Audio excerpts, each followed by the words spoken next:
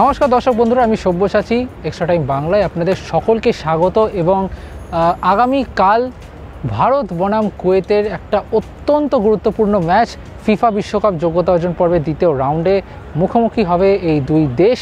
এবং এই ম্যাচটা অত্যন্ত স্পেশাল, তার কারণ এই ম্যাচটাই হচ্ছে ভারত অধিনায়ক তথা বিশ্বের যদি অ্যাক্টিভ গোল স্কোরারদের কথা বলি তার মধ্যে তৃতীয় সর্বোচ্চ গোল স্কোরার সুনীল ছেত্রীর শেষ আন্তর্জাতিক ম্যাচ। এবং আজকের দিনটা অত্যন্ত গুরুত্বপূর্ণ কেন? কারণ আজকের দিনে মঙ্গলবার কিন্তু সুনীল ছেত্রী তার ভারতের জার্সি গায়ে শেষ অনুশীলনটি সারলেন। আগামীকাল যদি ম্যাচের আগে একটা প্রি ওয়ার্ম আপ সারবেন, কিন্তু অনুশীলন যদি বলা যায় আজকে কিন্তু শেষ অনুশীলন সারলেন দেশের জার্সি গায়ে। এবং সেই একটা যে আবেগটা থাকে, সে একটা ইমোশন থাকে, সেই ইমোশনটা কিন্তু স্পষ্ট বোঝা যাচ্ছে সুনীলের মুখে। যখন টানেল থেকে পুরো ভারতীয় দল বেরিয়ে আসে, সুনীল ছেত্রী সবার আগে তিনি কিন্তু চলে আসেন এবং মাঠের ধারে সাইড লাইনে দাঁড়িয়ে তিনি কিছুক্ষণ দাঁড়িয়ে থাকেন এবং ফাঁকা গ্যালারিটি একবার পর্যবেক্ষণ করেন। এবং পুরো বিষয়টি তিনি জানেন যে এই ফাঁকা গ্যালারিটাই আগামীকাল ৬২,০০০ বা তারও বেশি মানুষে ভরে যাবে। এবং আইএফের যদি সমস্ত কিছু ঠিক থাকে তাহলে ৬২,০০০ মুখোশ কিন্তু পরিহিত থাকবে সমর্থকরা। আর সুনীল ছেত্রী সেটাই হয়তো মনে মনে ভাবছিলেন। এবং যখন মাঠে নামেন তখন তার সাথে সাক্ষাৎ করেন head coach Igor Stimac.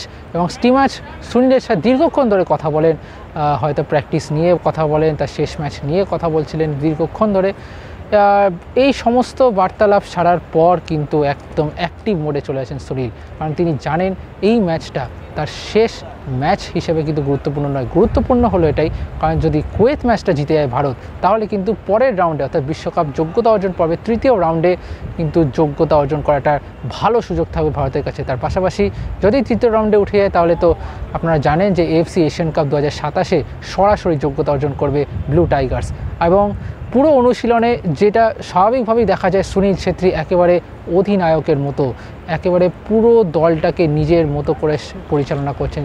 Igor Stimac যখন সাইড লাইনে তিনি নিজের ছক তৈরি করছেন কীভাবে কুয়েতকে হারানো যায়, তখন কিন্তু নানান ড্রিল বা বল নিয়ে যা প্র্যাকটিস হচ্ছে সেখানে কিন্তু সুনীল বারবার করে তার সতীর্থদের বোঝাচ্ছিলেন যে আরও ভালো করতে হবে, আরও ফোকাস, আরও উদ্দীপনা নিয়ে কিন্তু অনুশীলন করতে হবে। এবং প্রত্যেককে বোঝাচ্ছিলেন যে এই ম্যাচটা কতটা গুরুত্বপূর্ণ। সকলের কাছে কিন্তু এই ম্যাচটা অত্যন্ত ফোকাসড এবং ভাইটাল ম্যাচ।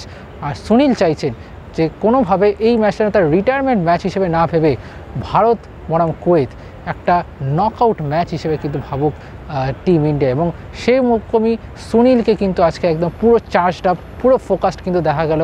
আবেগটা রয়েছে কিন্তু মাথার ভেতরে, কিন্তু তার সাথে সাথে এটাও খেয়াল রাখতে হবে সুনীল ছেত্রী কিন্তু চাইবেন নিজের শেষ ম্যাচটা জৌহাতি ক্রীড়াঙ্গনে ৬৫,০০০ বা যত দর্শক হোক, ফুল হাউস থাকবে আগামীকালের জৌহাতি, সেখানে কিন্তু তাদের সামনে ম্যাচটা জেতার এবং ভারতকে তৃতীয় রাউন্ডে পৌঁছানোর একটা সেরা সুযোগ রাখবেন। চলুন দেখে নিই সুনীল ছেত্রীর শেষ দিনে অনুশীলনের কিছু বিশেষ মুহূর্ত।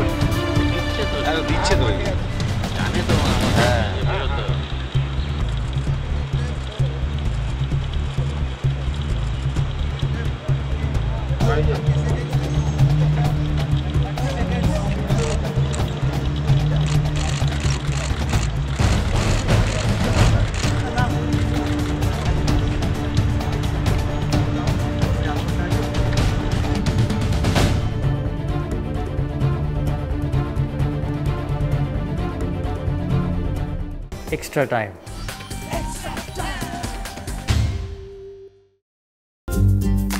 লেটেস্ট নিউজ আর এক্সক্লুসিভ ভিডিওর সঙ্গে আপডেট থাকতে এখনই সাবস্ক্রাইব করুন আমাদের ইউটিউব চ্যানেল। বেল আইকনে ক্লিক করতে ভুলবেন না যেন।